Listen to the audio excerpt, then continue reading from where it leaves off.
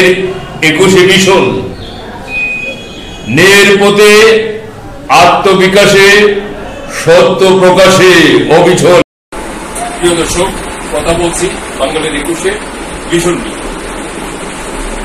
আশুগঞ্জ উপজেলার ট্রাক মালিক সমিতি এবং ট্রাক ও কভারভ্যান চালক শ্রমিক ইউনিয়নের যে নেতৃবৃন্দ, ওনাদের সাথে আছি। আশুগঞ্জে বর্তমানে সবচেয়ে বড় দুটি সমস্যা এখানে বিরাজমান। একটি হলো এখানে গাড়ি রাখার মতো কোন টার্মিনাল নেই। টার্মিনাল না থাকার কারণে এখানে প্রায় 5 থেকে 600 গাড়ি সম্পূর্ণভাবে নিরাপত্তাহীনতার মধ্যে মালিক এবং শ্রমিকরা নিয়ে এখানে এই সবসময় একটা উদ্বেগ ঘন্টার মধ্যে থাকে। পাশাপাশি আরেকটি হল নদী থেকে ফেরিঘাটের যে নদী, আশুগঞ্জ বাজারের ফেরিঘাটের যে নদীর পাড় থেকে পুরাতন থানা পর্যন্ত যে 500 মিটারের মতো একটি রাস্তা হবে, এই রাস্তাটি ট্রান্সপোর্টেশনের জন্য অত্যন্ত গুরুত্বপূর্ণ। প্রতিদিন প্রায় 5 থেকে 600 গাড়ি লোড আনলোড হয় এই রাস্তাটি দিয়ে। বর্তমানে এই রাস্তাটি একেবারেই বেহাল অবস্থা। এই অত্যন্ত ঝুঁকিপূর্ণভাবে গাড়িগুলো এখন চলাচল করছে। এই বিষয়ে আমরা সার্বিক বিষয়ে এখানে ট্রাক মালিক সমিতির সম্মানিত সভাপতি জনাব মোহাম্মদ বাবুল সরকার এবং বগুড়া জেলা ট্রাক ও কভারভ্যান চালক শ্রমিক ইউনিয়নের সভাপতি নবনির্বাচিত জনাব মাহালম সাহেব, আমাদের সাথে আমরা একটা আলাপ করি। আমি যে সংগঠনের সদস্য, যে সংগঠনের সভাপতি আজকে নির্বাচিত হয়েছি, আমার এই সংগঠনের তরফ থেকে কিছু দাবি দেওয়া আছে। সেটা দুঃখের সঙ্গে বলতে হয়, আসলে 4টা সংগঠন, একটা বিএফ, একটা ট্রান্সপোর্ট, একটা ট্রাক মালিক সমিতি, একটা ট্রাক শ্রমিক সমিতি, একটি আজকের সাথে অন্তর্ভুক্ত বলে জড়িত। একটা ছাড়া একটার সাথে একটা হট সম্পর্ক,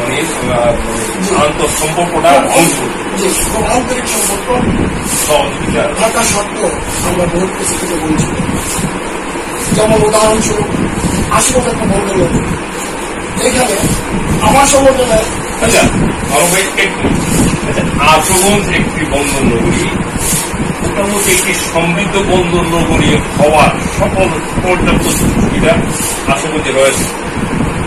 এখানে আমরা যে বিষয়টা অবগত হলাম, জানলাম, সেটা হলো এখানে আশুগঞ্জে যে ট্রাক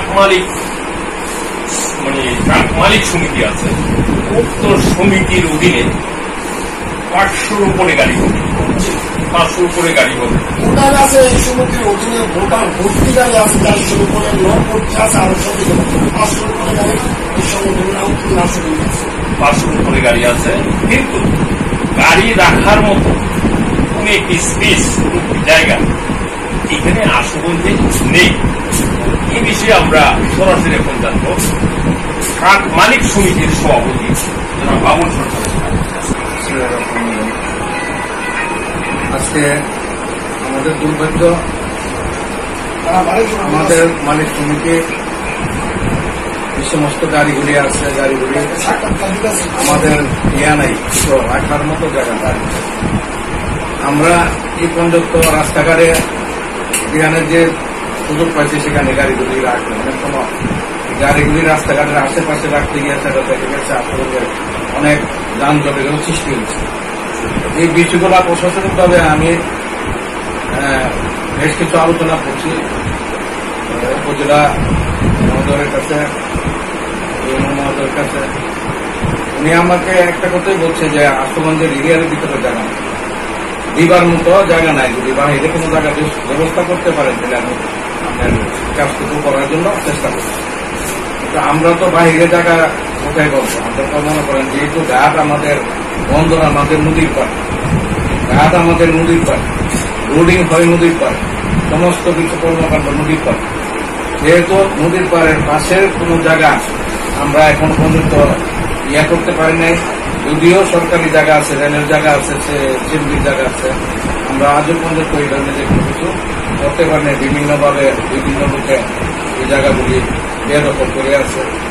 সরকারিভাবে আমরা এটার কোনো উচ্ছেদের কোনো ব্যবস্থা করতে পারি না।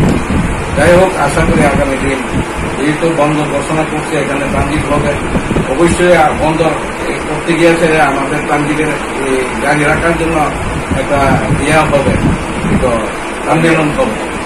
আশা করি আগামী দিন হয়তো আমাদের এই অসুবিধাটুকু দেখার জন্য প্রশাসনের দৃষ্টি আকর্ষণ করছি, এবং আগামী দিনে আমরা চেষ্টা করবো আরো যে আমাদের একটা গাড়ি জায়গা রাখার জন্য ইয়া করার জন্য। কিন্তু বাস্তব জিনিস হচ্ছে এটা লোকেশন করতে গেলে আগে একটা লোকেশন দিতে হবে।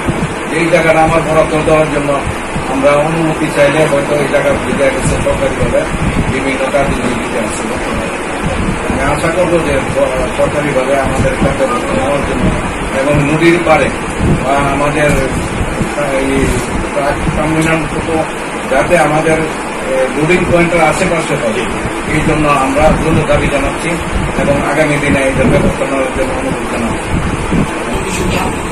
পাশাপাশি আমাদের আরেকটি জানিয়েছে নদীর পাড় নাটালগেট থেকে এই পুরান থানা আনুমানিক 500 মিটারের মধ্যে রাস্তা হবে।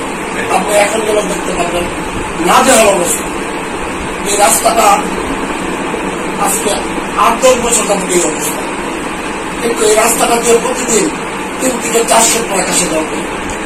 শুধু ট্রাক, পিকআপ আছে, ট্রাক্টর আছে, লরি আছে, প্রতিদিন এই রাস্তা দিয়ে 500-600 গাড়ি আসে যাবে।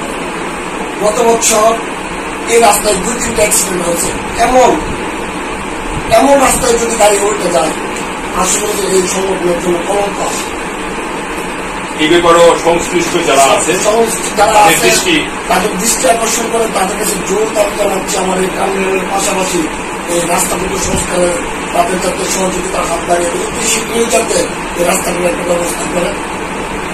নদীর পাড় থেকে পুরাতন থানা পর্যন্ত আরো মানে 500 মিটার হবে, লম্বা হবে, 20 ফুট প্রস্থ হবে। ট্রান্সপোর্টেশনের জন্য অত্যন্ত গুরুত্বপূর্ণ এই রাস্তাটি। এই রাস্তাটির সংস্কার চাই। রাস্তাটিতে গাড়ি